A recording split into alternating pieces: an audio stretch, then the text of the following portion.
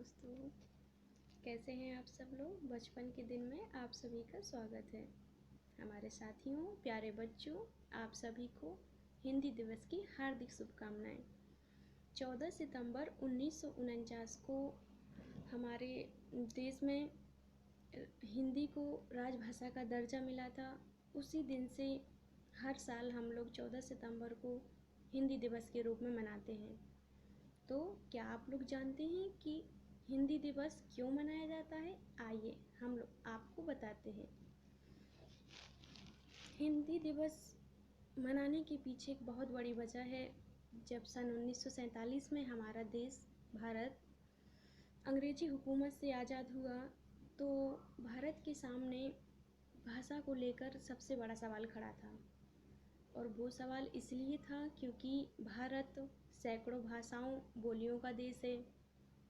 तो हमारे सामने सबसे बड़ी मुश्किल यह थी कि इतनी भाषाओं और बोलियों में हमारे देश की राजभाषा कौन सी होगी।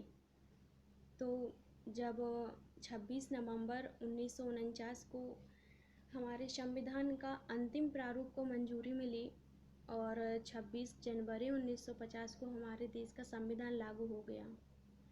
पर अब भी सबसे बड़ी मुश्किल ये थी कि हमारे देश की राजभाषा कौन सी होगी। संविधान सभा में बैठे सभी सदस्यों ने एकमत होकर ये निर्णय लिया कि हिंदी को ही हमारे देश की राजभाषा का दर्जा दिया जाए। 26 जनवरी 1950 को संविधान लागू हुआ और उसी के साथ 14 सितंबर 1949 के दिन हमारे देश में हिंदी को राजभाषा का दर्जा मिला। देश के पहले प्रधानमंत्री जवाहरलाल नेहरू जी का कहना था कि हिंदी के महत्व को जानते हुए हम इस दिन को हर साल हिंदी दिवस के रूप में मनाएंगे। इसीलिए 14 सितंबर को हम लोग हिंदी दिवस के रूप में मनाते हैं। अब हिंदी दिवस के दिन हमें कौन कौन सी चीज़ों को याद रखना है।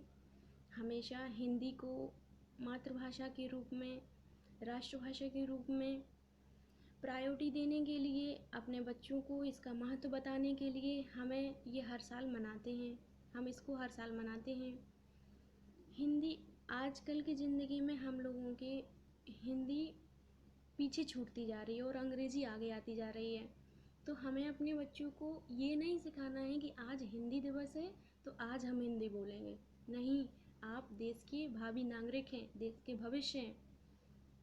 आपको हर दिन हर घंटे अपनी भाषा, अपना देश याद रखना है, अपने देश के लोगों से प्यार करना है और राष्ट्रभाषा को याद रखना है। जय हिंद, जय भारत। Thank you.